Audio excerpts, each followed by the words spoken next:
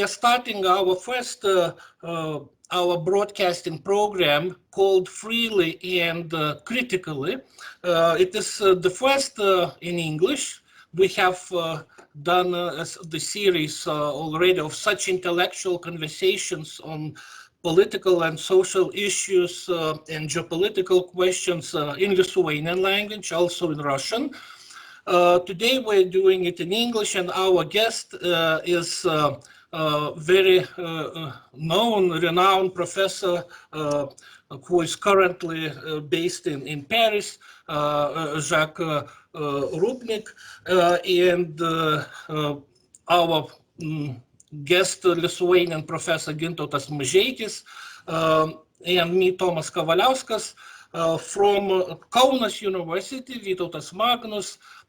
We work in Social and Political Critique Center, and needless to say, today during our conversation we would like to talk about various European current challenges, issues, but also we would like to touch theoretical issues, because Professor Rupnik is an expert in sovietology, and he also has made documentary films for the British television. So we have many intellectual colors today to use, and let's start with the questions from Gintautas Mažeikis for Professor Rupnik. Hello, Jacques. Nice to see you. And I would like you to ask you some questions related to your early period of researches, I would say. And let's go back to Soviet times. In your biography, I found out that you received a master's degree in Soviet studies from Harvard University in 1974. I think our listeners will be interested to know what was discussed in these studies. What was Sovietology like at that time? What was the differences from the scientific communism? And probably you used these studies and experiences for the film making later for British television. Well, first of all, greetings to both of you and to listeners in Lithuania. I'm very pleased to have this opportunity. And with your first question, you throw me back in the times of a divided Europe and a time of the Soviet period, which was understandably studied in the West. So there were people in the Soviet Union who thought they had a scientific socialism or whatever, some kind of science of how to understand society derived from their crude and sometimes completely misunderstood understanding of Marxism. But there were people in the West, of course, trying to understand the Soviet system, and so I had studied it in Paris. There was a degree at Sciences Po at the Institute of Political Studies under Professor Hélène Carrère-Dancause, who was a famous historian of Russia. She's actually, until today, the president of the French Academy. And then I went to study the subject at Harvard. And the main, I think, the interesting thing in looking back is that the whole program, which was chaired by very eminent professors, there was a Professor Adam Ulam, who wrote a great book about Soviet foreign policy called Expansion and Coexistence. And he also wrote a biography of Stalin. There were people, and there were other professors such as Richard Pipes, the historian. Interestingly, both of them, great experts on Russia and the Soviet Union, both of them initially came from Poland.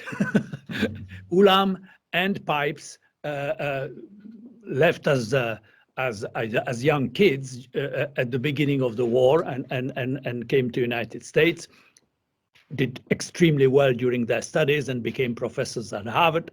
And this is when they started this program. So initially, it started the program trying to understand the other side. There was a Cold War, divided Europe. By the time I came to Harvard, this was no longer Cold War, it was Detente. In the 1970s, started a new policy initiated by, well, on the Russian side by the Brezhnev leadership, and on the American side by Henry Kissinger, who was then Secretary of State. And the idea basically at the time was the Czechoslovak experiment of 1968 showed certain limits of change in East Central Europe. So, and the invasion of Czechoslovakia in August 68 was meant to show these limits. So the main idea was on both sides to recognize a status quo. Eastern Europe will not get out of the control of the Soviet leadership. The West will not try to do anything in that direction. However, both sides should find a modus vivendi. And that modus vivendi meant the famous three basket of the Helsinki agreements, security, you discuss security, missiles, maneuvers, basically security in a nuclear age. So this was not just an academic question, it was a question of peace in Europe.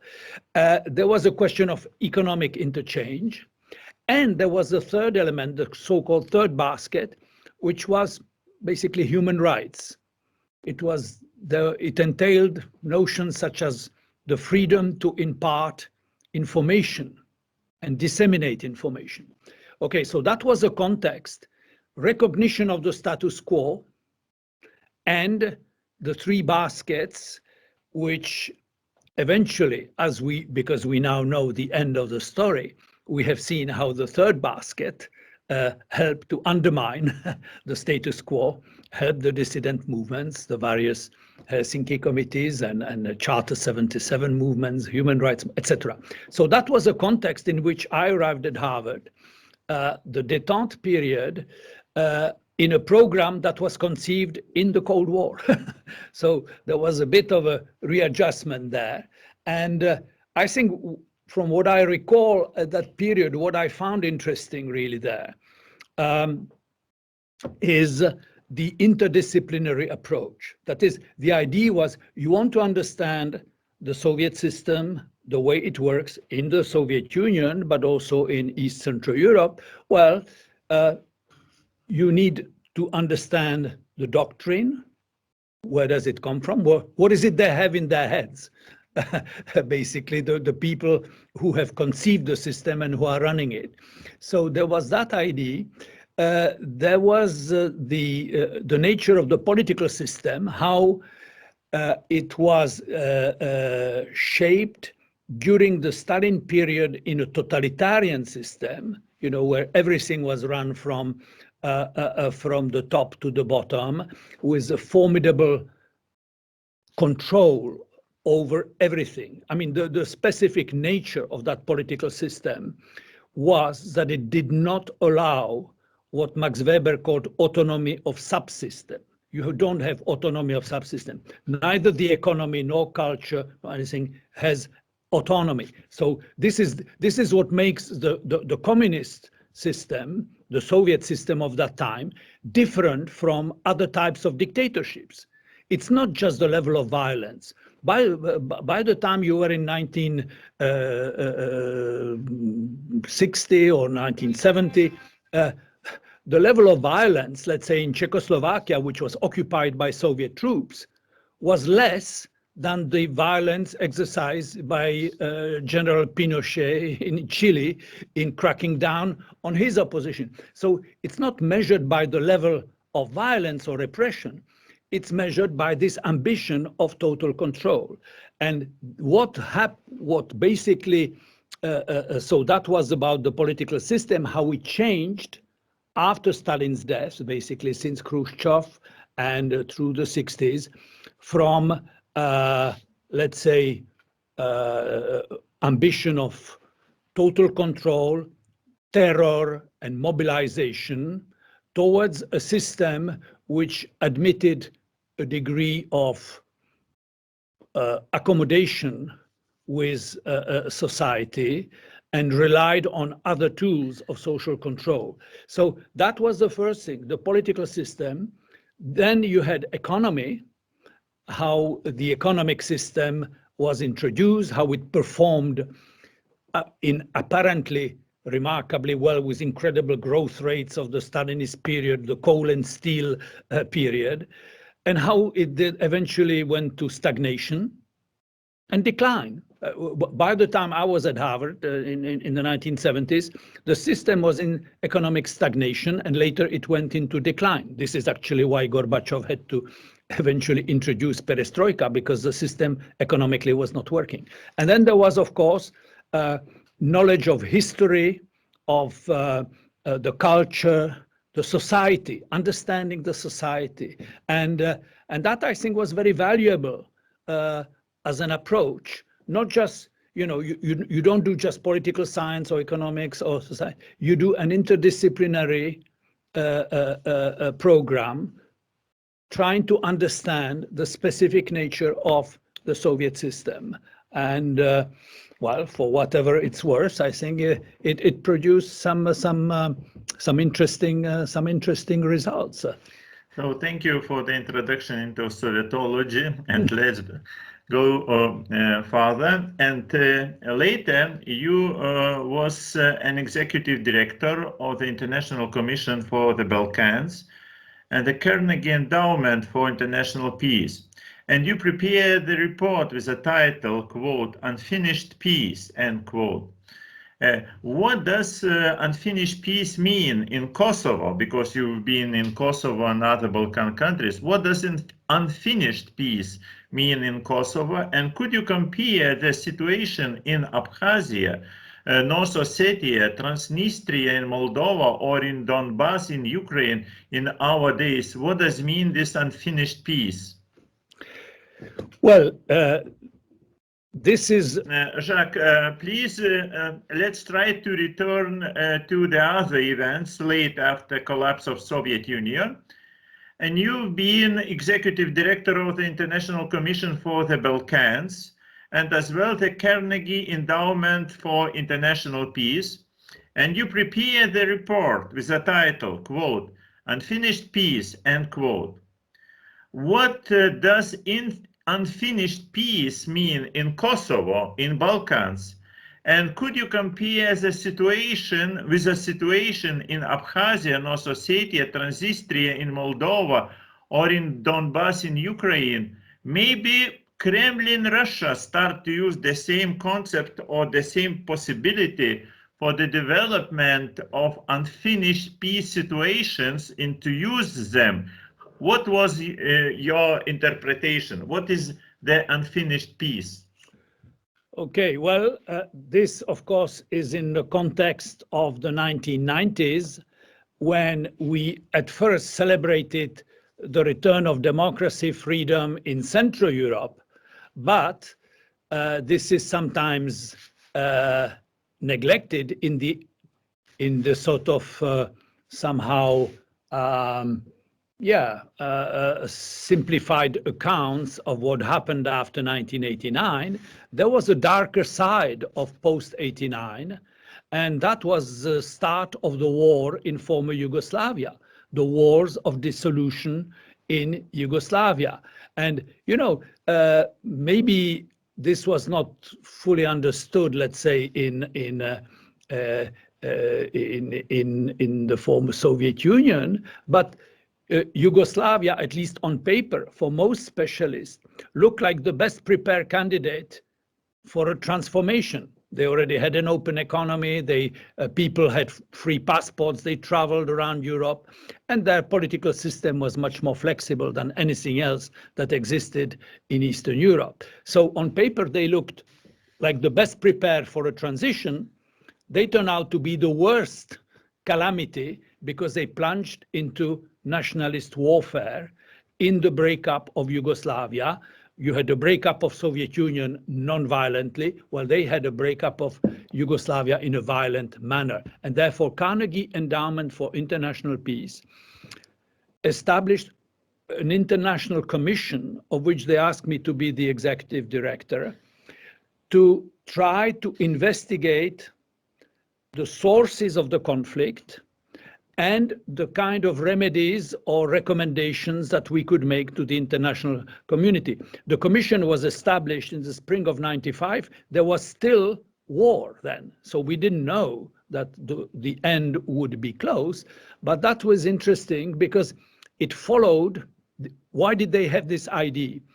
Because in 1913, when there were the first Balkan Wars, they also had the Carnegie Endowment had created an international commission chaired by a French senator, le Baron d'Estournel de Constant, and they produced in the spring of 1914, or late spring 1914, a report on the Balkans, on the wars in the Balkans and what should be done.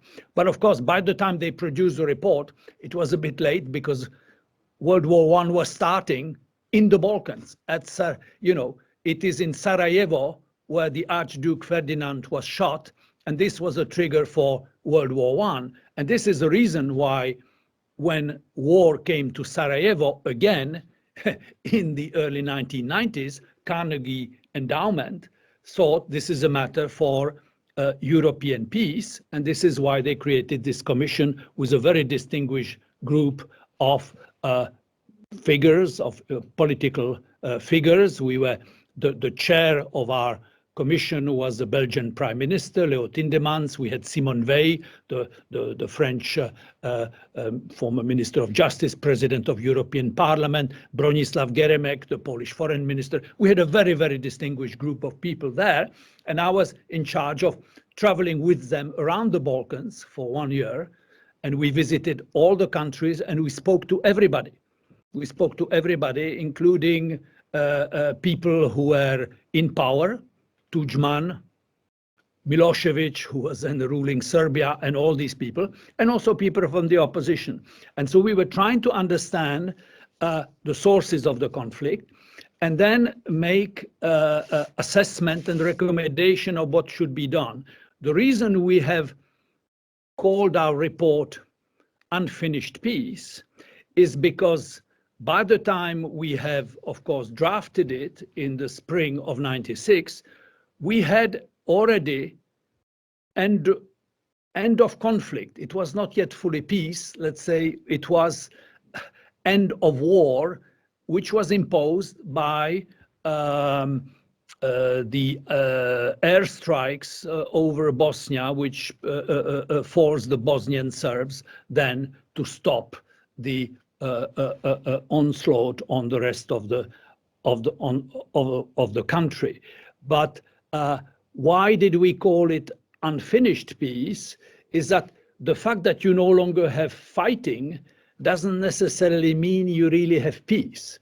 And you are in an in-between situation. And Bosnia, which was the object, our main object of inquiry, later we have also studied Kosovo, and I was part of another commission, an international commission on Kosovo, which was chaired by Justice Richard Goldstone, a very prominent judge on the South African Constitutional Court, and the first president of the International War Crimes Tribunal for former Yugoslavia.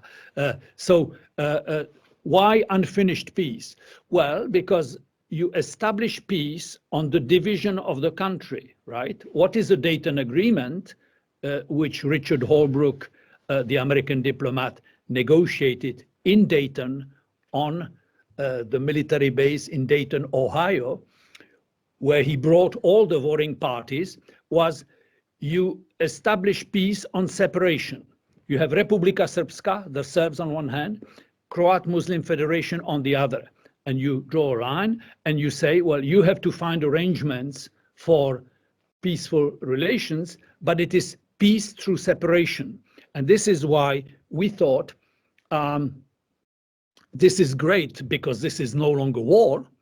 And, you know, over 100,000 dead in Bosnia, several million refugees. Of course, you know, stopping a war is no small achievement. It's a great achievement, but that doesn't necessarily create peace in a true meaning of the word and the possibility of reintegration in society. So what we try to assess was precisely that, under which conditions you could recreate a state in Bosnia under international supervision.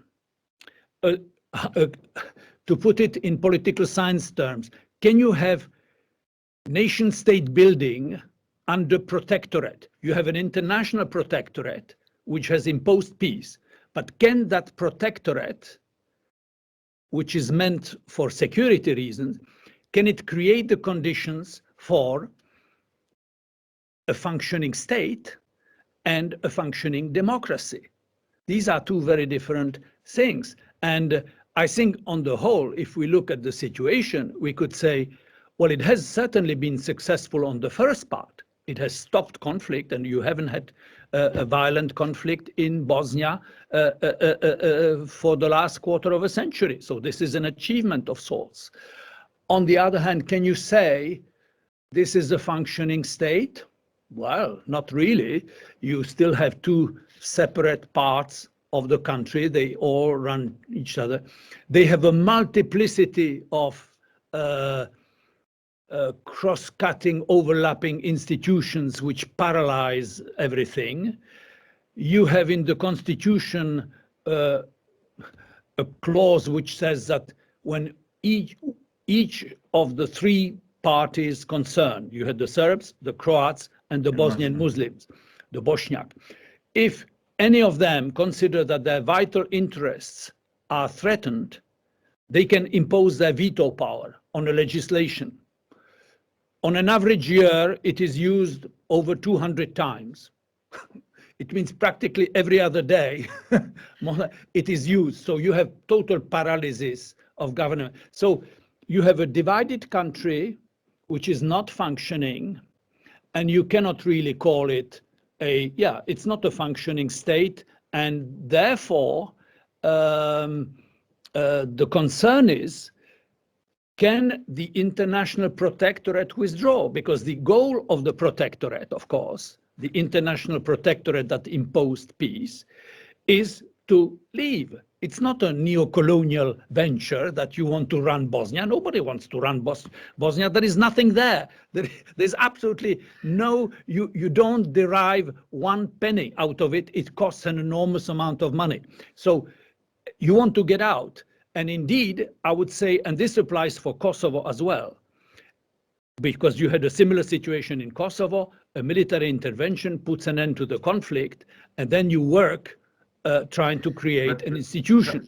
Jacques, may I a little bit interrupt, because I think that there we could turn to the other part of question to, this Russian policy to development of such kind of unfinished peace. But before it, I would like to add, because I've been in this year, I traveled in this year in Bosnia and Herzegovina. I visited many of cities as well, discussed with many of Serbs, Croatians, and Bosniaks, and yes, I agree with you, but I would add that many of them, especially Croats and Serbs, they call this state as a failed state. Yeah. That Bosnia and Herzegovina is failed state, and even they couldn't establish canton system like in Switzerland. That is more difficult for them. And, I think that Russia would like to develop the same sort of failed states around the borders of Russia. What do you think about it? Well, I think that, first of all, it is true that you can call it a failed state or failing state simply because even though you don't have a war, you don't have a collapse, it is simply sustained, propped up under international supervision. So in this respect, you don't have a functioning of state institution. So in this respect, it is a failed state. And also, you have this partition, and we have seen Dodik, the leader of Republika Srpska, say, well, actually, we are considering separation from Bosnia and Herzegovina, by which he means we could attach ourselves to Serbia. And therefore, that means you are redrawing the borders, new conflicts can start, etc. Why is this deserves a parallel with Russia?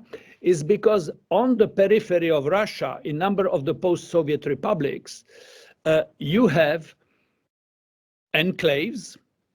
They're not, which can compare, let's say, to what Republika Srpska is for Serbia. And I don't know, in Moldova, you have Transnistria. Transnistria is a separate region. It is administered separately. And they even had a referendum on being attached to Russia, although it has never been implemented. Not even the Russians bothered to implement it, but it is there just in case you needed it. And you have in Georgia, you have Ossetia and South Ossetia and Abkhazia. You have enclaves there, which can be used as a lever by Russia on, let's say, Georgia. And you have similar enclaves everywhere. I mean, you have seen recently the conflict in Azerbaijan over Nagorno-Karabakh between Armenia and Azerbaijan. And one could go country by country. You have these enclaves. Where do they come from? Well, from the breakup of the Russian Empire, when the Soviet leadership, the new revolutionary Soviet leadership, first they said we finish with empire, then they said no, empire is not so bad, because if the empire is Soviet and socialist, well, then we bring progress to all the oppressed people, so they would be delighted to be part of the empire because they would be heading a speedier way to socialism. So and who was in charge of the policy and who draw the borders? A certain communist Bolshevik leader called Jugashvili, alias Stalin. He was in charge of the nationalities policy. That was his specialty. Even when the Bolshevik party before the revolution, that was his specialty. He wrote even a little brochure. It's probably the only thing he has written really himself. It's the brochure about nationality policy. So, and he, being Georgian, knew exactly what he was doing when he was creating these enclaves. He knew exactly what it meant to create such enclaves. Indeed, they have been put to good use, so to speak, in various occasions. And you can, of course, see parallels between the situation in the Balkans and the situation, let's say, in the Caucasus. I sometimes have compared the breakup of the Soviet Union and the breakup of Yugoslavia, and my parallel would go something like that. You have a breakup and you have a parallel between Russia and Serbia. They are the two strongest component of the multinational state. Then you have the key relationship. For Russia, it was Ukraine. For Serbia, it is Croatia. Historically, Yugoslavia was born from the Yugoslav ID, from the partnership of Serbs and Croats, that they have a shared language, etc., etc. That was the 19th century ID. So when you have the breakup, I would say Slovenia, small, Western, prosperous, heading out, bit like the Baltic countries, let's say. My parallel is Slovenia and Baltic countries.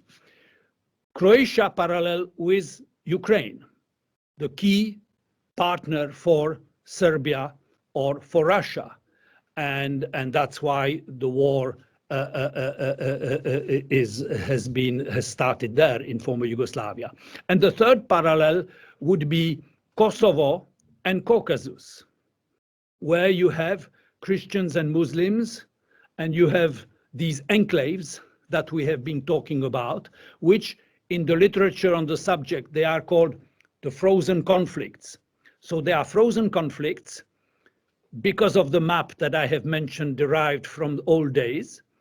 And they are frozen, but they can be unfrozen sometimes, sometimes deliberately, when the policy of the former imperial power thinks that this may be a useful tool. So yeah, that is the parallel we have. And it's not a very encouraging parallel because, and one shouldn't push it too hard because, of course, the big difference between the two is that the Balkans, they are on the European continent and directly, let's say, confronted with the European engagement there, which is not the case with other parts of the former Soviet Union. So, of course, the parallel should stop there. Jacques, look, in order to finish this part of questions, I just remember that Russia in many cases follow Western rhetorics of Western countries. And for example, Russian use the same tactics of unfinished peace and Western countries. Or for example, Western countries in the United States developed the concept of peace enforcement. Peace enforcement in First Gulf War, and later the concept of peace enforcement was used in Bosnia-Herzegovina and Kosovo after collapse of Yugoslavia, you know. And then Russia, Putin started to use the same concept of peace enforcement, you know, in Abkhazia, Ossetia, or in Ukraine. It means peace enforcement. And then Russia said that when Russia was accused for these aggressive actions, Putin and his followers say that you play double game, you know, you look, you do the unfinished peace and peace enforcement, and we're doing the same peace enforcement, you know. We're looking for peace and for harmony and cosmos in the case of chaos, you know. We would like to establish harmony and orders in the places of chaos. Why do you accuse us, you know? And this is the problem to explain for many of audiences, especially in Baltic countries, what was difference between the one piece of enforcement and the another piece of enforcement. Could you explain it? Well, you know, it's a huge subject. Indeed, the whole, well, peace, you have peace enforcement and you have peacekeeping, and you could add peacemaking, and which implies intervention. And indeed, the debate of the 1990s, you have a war going on in Bosnia, let's say, and later in Kosovo, and you have one side has an army and the other side doesn't, or is trying to find some means to oppose, but it does not have. This was the case of the Croats and Bosniaks in Bosnia. You know, on one hand you had people like Ratko Mladic, who was a general in the Serbian army, and the others were, you know, poorly equipped fighters. So the idea was that foreign intervention, and this is tricky because, of course, you need in principle an international a UN mandate for that to intervene. So you have the question of intervention to stop a war, when the idea that when civilians are in danger, when a government a regime is threatening its own population, you have a kind of duty of humanitarian intervention. That was, I'm not saying this, I'm not defending everything, but I'm just saying this was the argument then, okay? Intervention. you have then, once you stop the conflict, like after Dayton, you have enforcement and peacekeeping. You're trying to preserve the peace, which could unravel at any moment. And that means depriving of the warring parties of the means to fight war. And it means ensuring an international presence. In Bosnia, for long, it was the Blue Helmets, the United Nations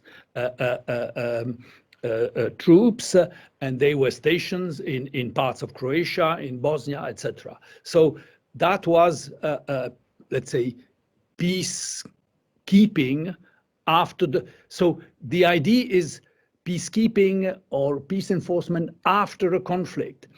I mean, the whole debate about the use of force is very interesting. I mean, if somebody is interested in the subject, for the Balkans, the best book is that written by Richard Holbrooke himself. Richard Holbrooke was a diplomat who actually masterminded the Dayton Agreement. So you can, and I hear it often criticized for all sorts of reasons, but the first merit was to bring all the warring parties in one place, and you say you're not going to leave this military base in Ohio until you find an agreement to stop the war. And in fact, the book, Holbrooke's book, is called To End a War.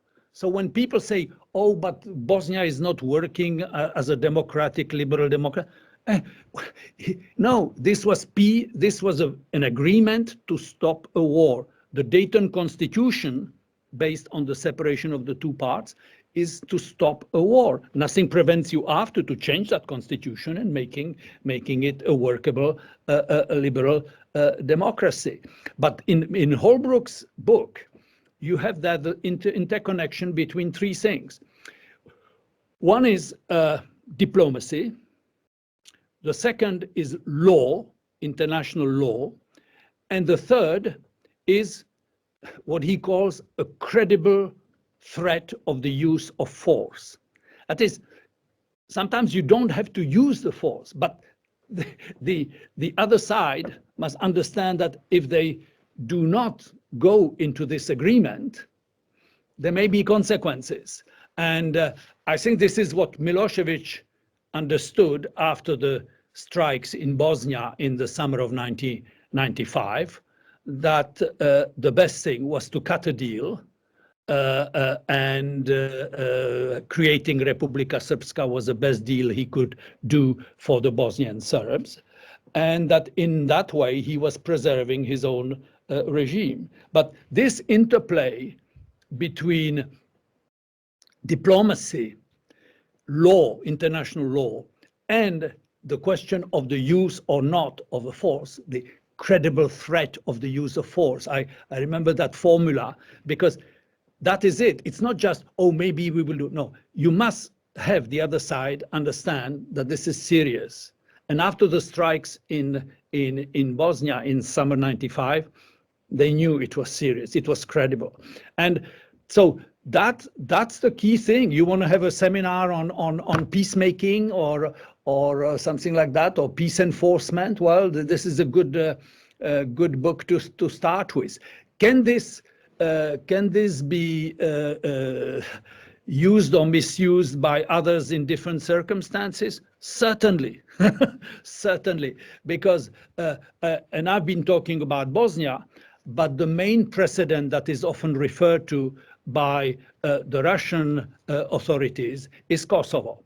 Because in the case of Kosovo, yes, you had a sort of ethnic cleansing proceeding in Kosovo, but you have a territory that was formerly part of Serbia, that was in a way, through military intervention and an international protectorate, separated from Serbia.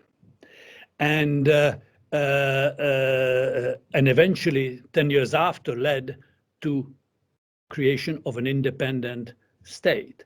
And this is the precedent that the Russian authorities are often invoking. Well, you have done that in Serbia. They forget to say under what circumstances, because Milosevic was abusing his military power in Kosovo, which created a kind of apartheid situation there. But anyway, they're using this precedent to say, well, if you have been able to do that with Kosovo, why shouldn't we do something similar in other circumstances and detach, for instance, Crimea from Ukraine? This is the argument. This is the argument used, and so this is why what is interesting from the point of view of studying international affairs, that you must know that each case, each intervention of the international community or part of the international community in some place, let's say the Balkans, because we were talking about the Balkans, but it could be elsewhere, can be read as a precedent or used as a precedent in an argument by others in other circumstances. And of course you can say, oh, but this is misusing the argument, this is misunderstand. No.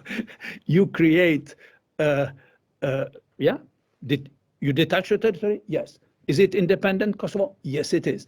After a military intervention, you detach? Well, we are doing the same thing, and we're doing it under the argument which is protecting whatever Russian speakers in Transnistria or in Donbass or whatever.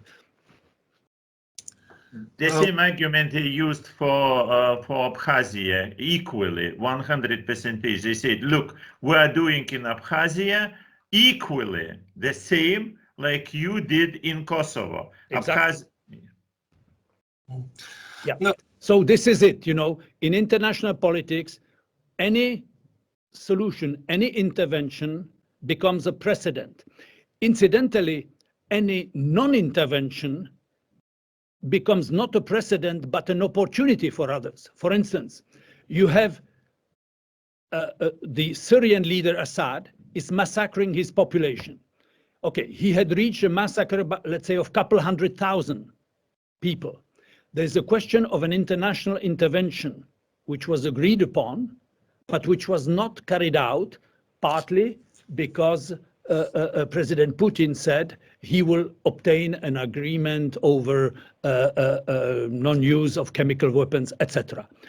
Well, Obama backed down from intervention, and that becomes a precedent too. Non-intervention opens a space, for, let's say, for Russia to intervene itself, and in an opportunity for Assad to massacre another 200,000, because since those days, another 200, so we are now 400,000 dead in Syria. So this is a vast massacre of civilian population. And so both interventions and non-interventions can be used or misused by competing powers, and the Russian case, since we are talking about Russia, yeah, you can use the Kosovo precedent, you can use intervention as a precedent, or you can use non-intervention in Syria as an opportunity. And if I may, to join and slightly to shift our conversation towards very current events at the Polish and Lithuanian border with Belarus, we see that the dictator Lukashenko is trying to legitimize his presidency by forcing Western European countries to react, and Angela Merkel even made a phone call. Therefore, how do you see this dictator trying to establish himself and all these challenges at the Polish-Lithuanian Belarus borders, when we have to protect our borders and European Union borders, yet we have to maintain also liberal values, because humans are at the border and humans are being manipulated. And it's a provocation So, and there's a confusion now, it seems to be. What is your perspective on this?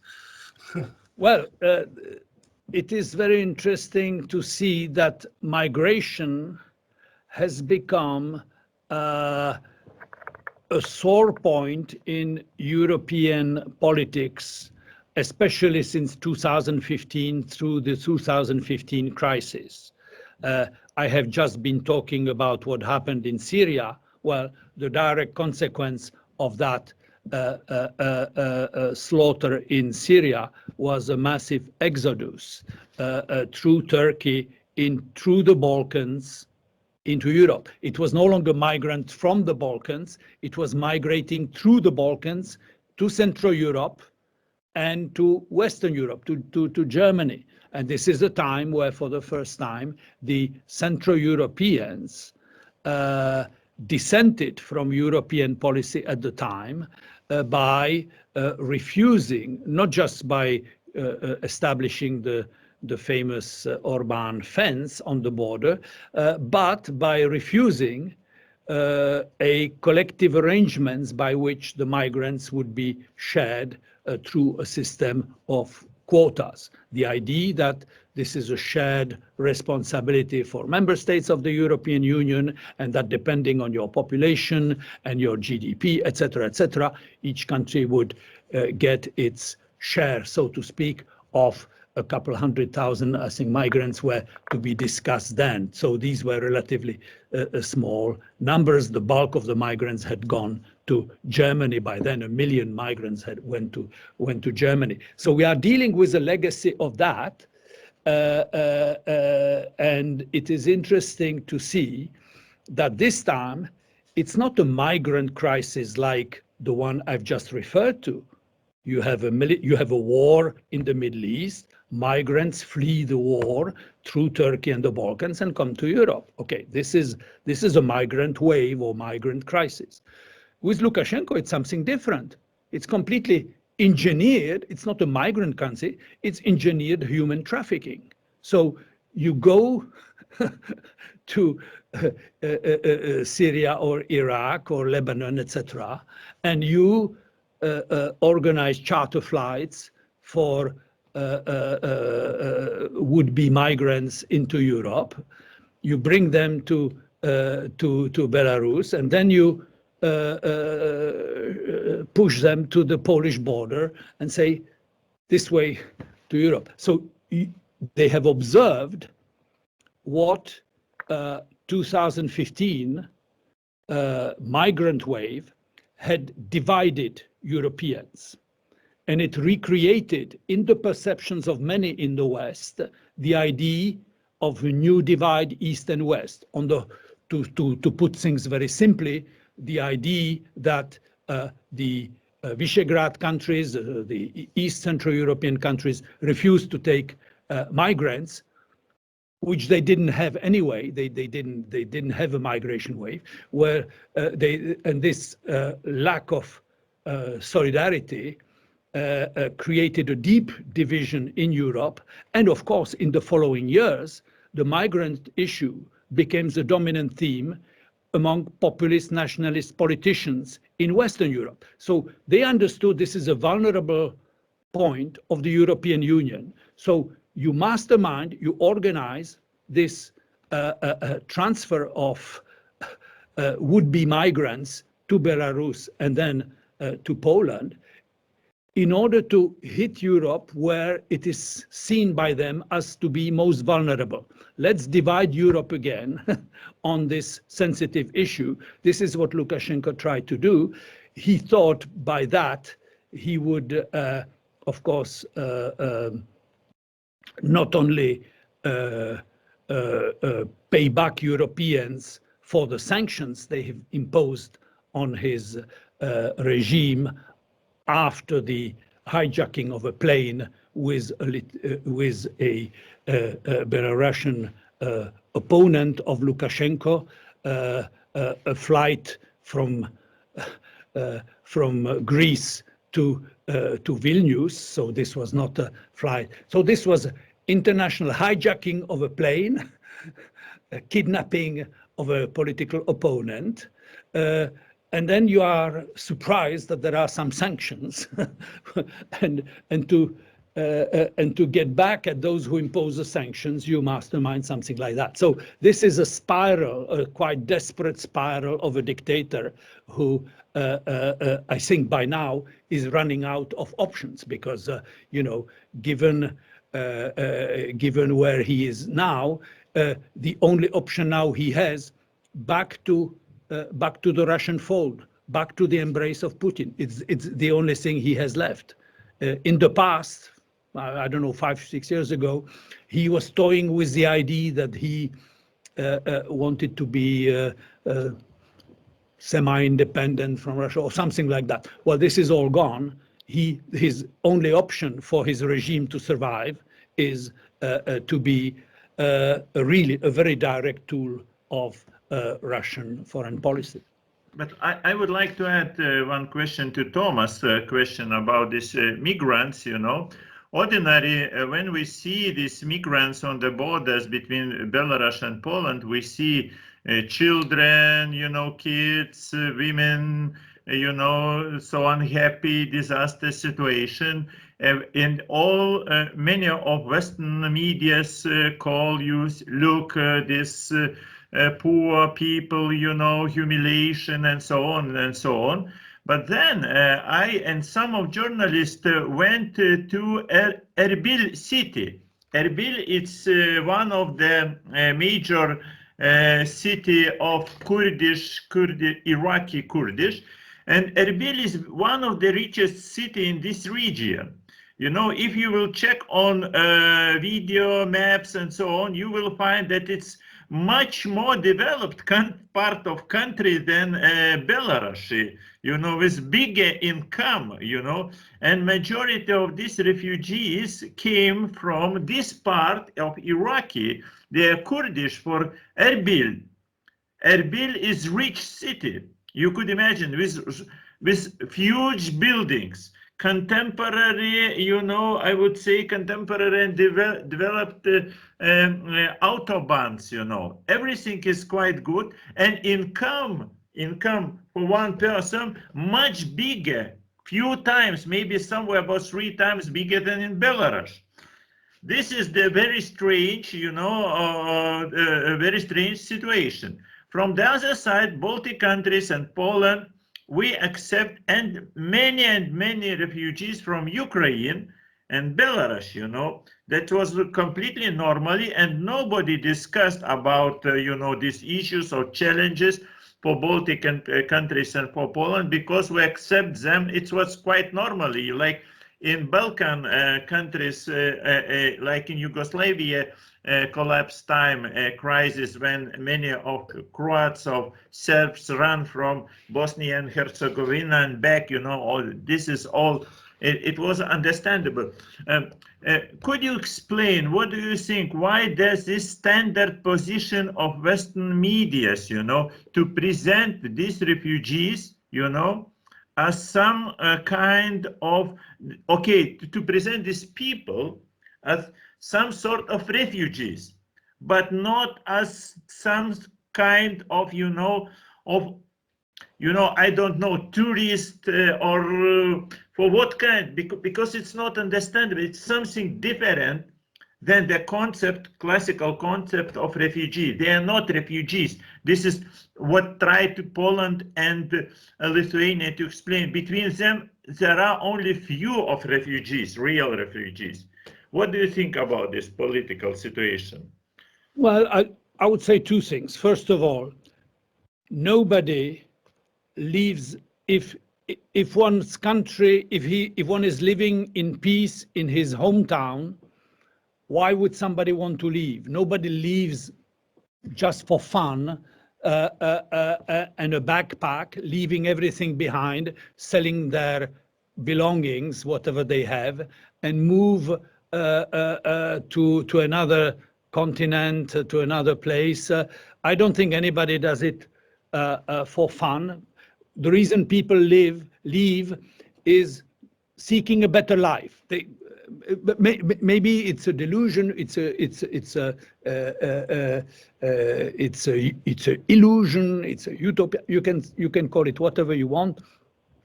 But there is always in migrants this idea you're seeking for yourself. And when you ask them, they all say, "I want a better life for my children." When they're there and they're being interviewed sometimes, and they say, I'm not doing it for myself, etc. I'm in my 40s or whatever, etc. But I'm doing it because I want a better life for my children. So first of all, nobody is doing it for fun. They are not tourists. They are migrants seeking a better life. And it's important to distinguish that indeed from refugees and asylum seekers. Asylum seekers, you are running away from war. So like I said, in 2000, when there was the migrant wave in 2015, the bulk of that wave came from Syria. They were under a war. There are 400,000 dead now in that war within 6 years, and it's not over. And so if you're fleeing, this is why the International Convention on Asylum has been signed in Geneva in 1950 for people who are fleeing either a conflict or a regime. Indeed, it was created, this convention, for refugees fleeing communist countries. It was created at the time when the Cold War was beginning. There were people escaping from Eastern Europe. A number of them have been, in a sort of camps in Austria, in Germany, or wherever, in Italy. And this is why the Geneva Convention on Asylum Seekers has been signed by international community. And it's a major international human right provision that asylum seekers. So it remains important, in my view, to keep the distinction refugees, asylum seekers, and migrants, not because there is a difference in the human dignity of the people. The human dignity is the same. They all seek, so to speak, a better life elsewhere. And they are all human beings that deserve to be treated as such.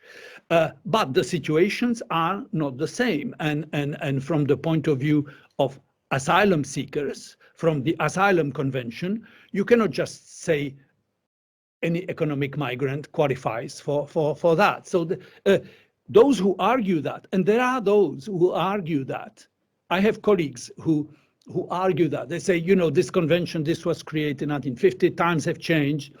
And by now, the distinction is very difficult because there are climate migrants, there are economic migrants, there are war migrants, there are different kinds of migrations, but basically the distinctions no longer hold.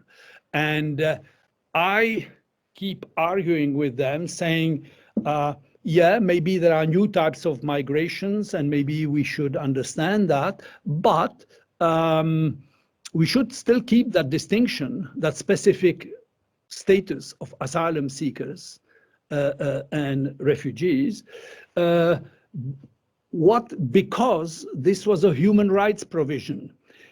Do you really think seriously that it would help human rights to abolish the distinction between asylum seekers and economic migrants? I don't think so. So for Europeans, this is often in the media, etc. The lines are blurred between the two. The second thing is, of course, the empathy, the humanitarian impulse. You see people in the woods, stranded in the cold with children, etc. You are helping. You see a boat in the Mediterranean. Your duty as a human being is to give him, if he's drowning, you give him your hand. I think this is a kind of moral obligation. Somebody's drowning, you give him a hand. Once you have saved him, of course, if he is entitled to qualify as asylum seeker, etc.,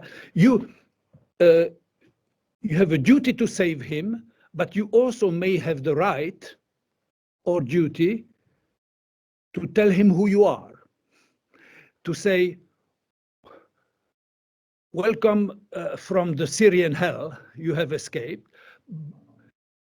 This is who we are. You want to live here?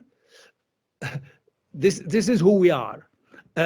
And who we are is we believe that there is freedom of expression here. So we might say things in ourselves or in the media that you may or may not like, but this is how we live. We accept it, and you know, you have a disagreement. You don't like caricatures in satirical journal Charlie Hebdo, as we had in France. You don't like them? Take them to court. Take them to court. And they've been to court, and they've lost several times, and they've been given harsh penalties because they've offended this or that institution or person. So this is what you have to learn. You're coming here. This is who we are, and that starts. Pluralism. When we have a difference, we go to court. We believe in equality of men and women. This is not an obvious thing in the countries where you come from. No. I'm absolutely on your side, but I'm just going to finish this because this is a way of, why am I saying this? So, equality of men and women. We believe that since Auschwitz, we believe that anti-Semitism is not acceptable in Europe. And I could go on enumerating, so to speak, the 10 commandments of what is Europe, who we are. So migration is a moral duty to help those who need it. It is also an opportunity, or sometimes a necessity, for us to give an attempt at self-definition. If you are welcoming on a mass scale people from outside and you are trying to say who you are or what are the conditions of the societies we live in, it's an exercise in self-definition. And that exercise is useful for the newcomers, for the migrants. It is also not unimportant for us to redefine. This may less apply to countries of East Central Europe, but it's certainly important in Western Europe, which have become a very multicultural societies. You just walk in our cities. So it is quite important that this idea that yes, you can come welcome people from outside, but you also have an understanding of what holds our society together and and basically that exercise in self-definition is an attempt to define what Europe is. Yeah, for intellectual entertainment, I would like to add that French philosopher Derrida has written a text called Unconditional Hospitality. I think it's titled Of Hospitality, but his concept about unconditional hospitality is very challenging. I personally fail to take it seriously, but he pushes to the limits the concept of hospitality by calling for unconditional hospitality to the arrivants, to the newcomers, meaning that by saying that please feel in my house just like at home, you even have to give the house, give your place. So he's pushing the concept of hospitality to the very, very limit. The professor of hermeneutics, Kearney, has written work against this Derrida's concept by saying that it is very unpractical because you have to identify the arrivant.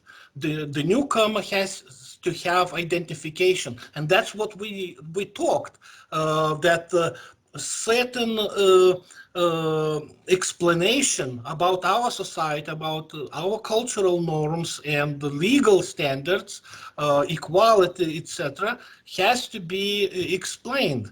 And I'm not sure to what extent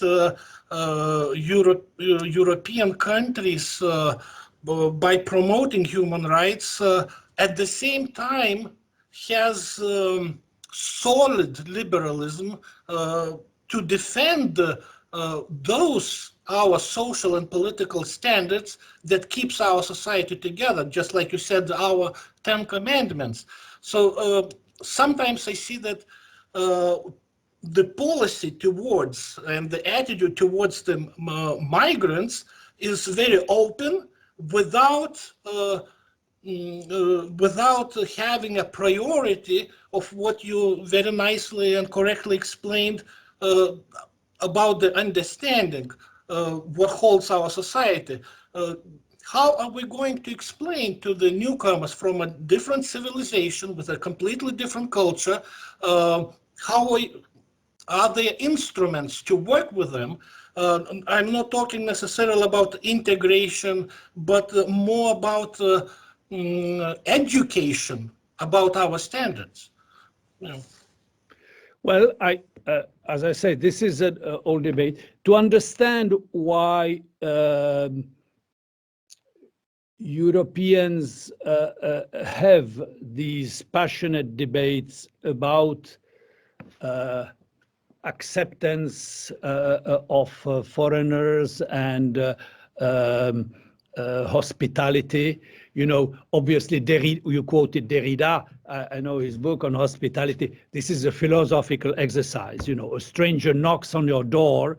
You don't ask him identity papers. You welcome him. You say, welcome, sit down.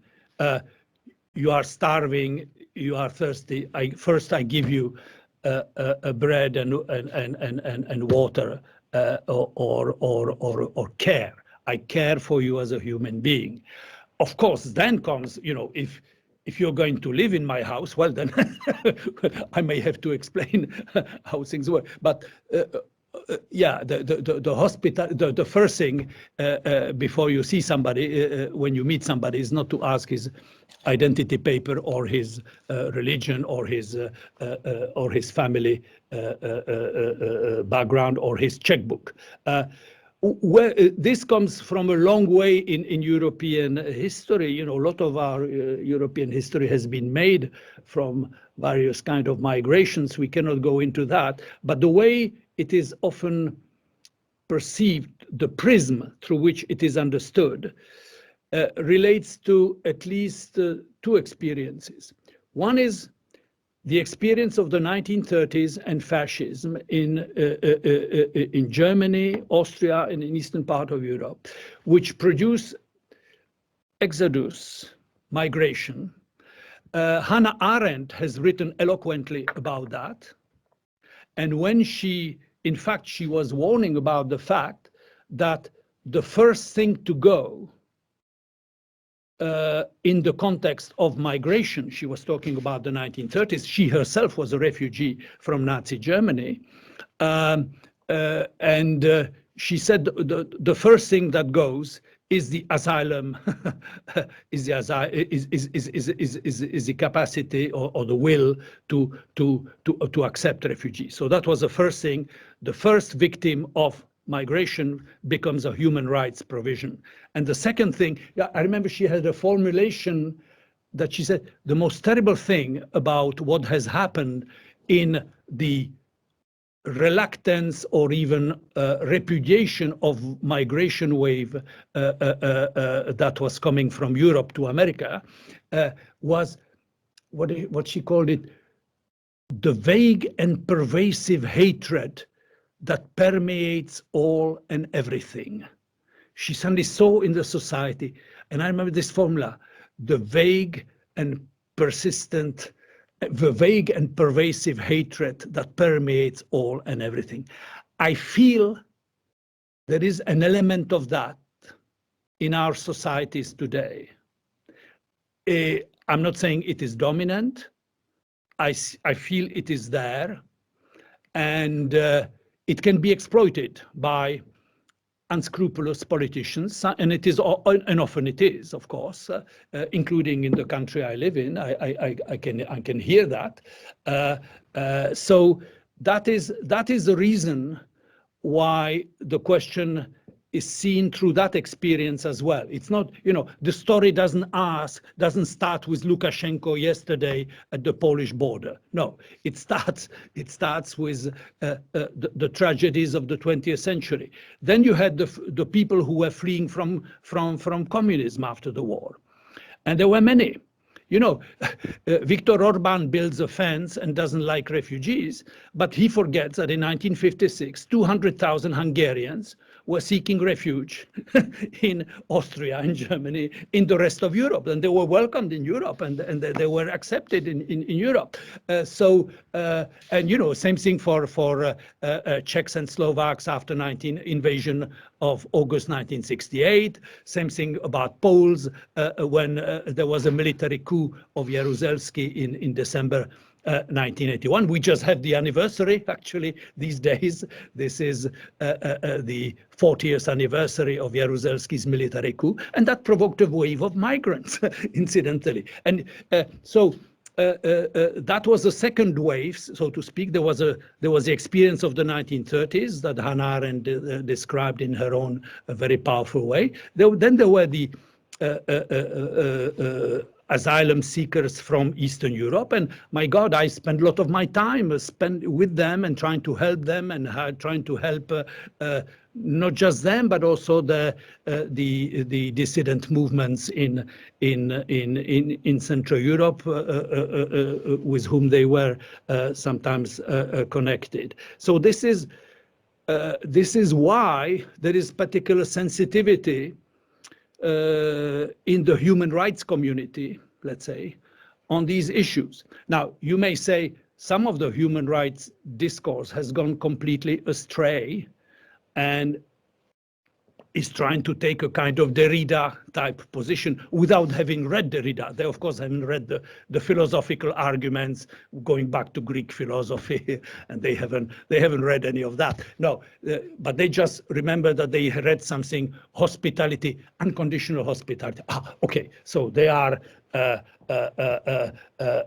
on that mode, and therefore abolishing this distinction that I said I do think remains important between asylum seekers and economic migrants. Again, I stress, not on the grounds of their human dignity, which is unquestioned, and which, people seeking better life elsewhere, but we have a duty vis-a-vis some, and we don't have necessarily the same kind of duty or capacity of integration vis-a-vis everybody.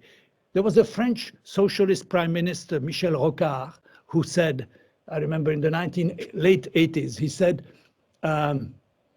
Europe cannot absorb all the misery of the world.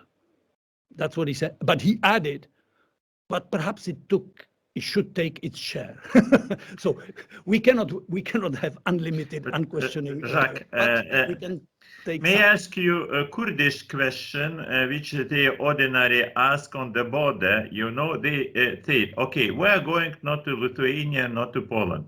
We are going to Germany, The question is, why should they fly to Minsk in order to achieve Germany? Why they don't fly to Germany directly, And if Germany has so big hospitality, why they need to include Belarus, Poland, and Lithuania on the road or in this road? Please send flights, to Idlib or to Baghdad or to other places, or some in Syria, and all these refugees could fly directly. Why they need walk through swamps, winter times, with the children, You could imagine how it looks like, because their purpose is to achieve Berlin.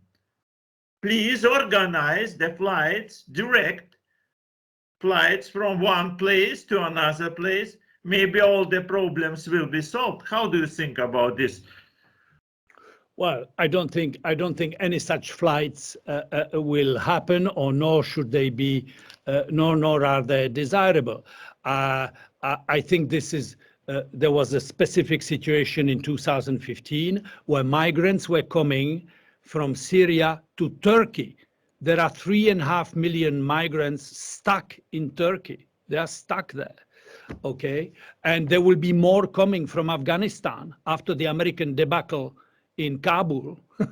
There are already 100,000 on the road. So more are coming, and they will be coming to Turkey. And the EU made a deal with Turkey, including a financial deal, 6 billion euros, to keep them there. So this is not like open bar, anybody walks in. And what Lukashenko has done is, of course, as I said, this is not a migrant crisis. This is human trafficking organized for political purposes vis-à-vis the EU. He has tried it. It hasn't worked.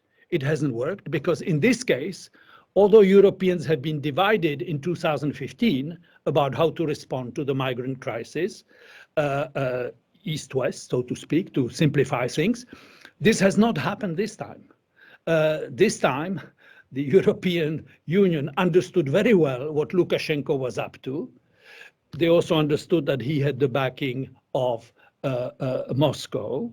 And this is why, at the end of the day, Chancellor Merkel and French President Macron called Vladimir Putin to try to fix the problem. So at the end of the day, this is how things are being solved. So this is a different situation from 2015.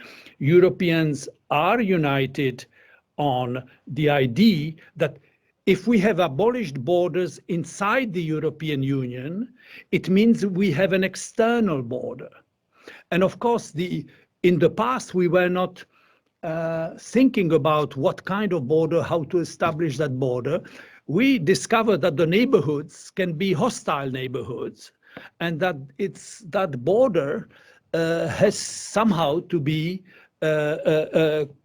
collectively managed. It's not an obvious thing because borders are matters of sovereignty, but sometimes individual countries, as we have seen with the Greeks in 2015, they said, we are unable to handle it. We have so many islands, we have so many migrants, we cannot handle it. And this is when the idea that you have to have a European endeavor in this. This is why Frontex was created, a European agency to handle the protection of the external border. So I think this is, Europe reacts always slowly, in a chaotic way, and everybody complains, of course. But at the end of the day, the solution is not for every country in the EU to barricade itself behind barbed wire.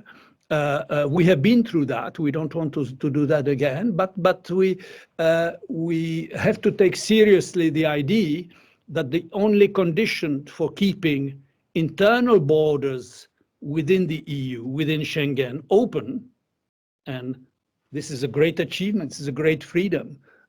Most of the students who may be listening to this cannot even imagine a situation where you needed passports, visas to go to another country, where you were moving, you were stuck at the border for hours before police dogs, etc., checked then. Okay, so we have abolished borders inside the EU, but that means we have an external border, and we have to collectively decide how to manage that border, under what conditions, with what means, and that means thinking collectively, not unilateral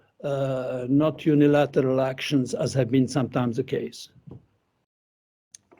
I have to thank Professor Rupnik for such a vivid and live, eloquent conversation that we had the honor to have it today, and hopefully we will have such intellectual, political discussions in the future.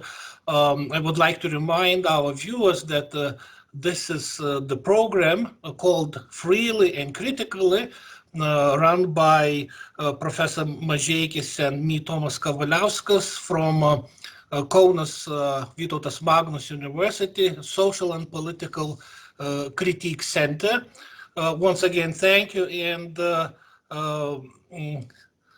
hopefully we will meet in the future. Thank you, Jacques.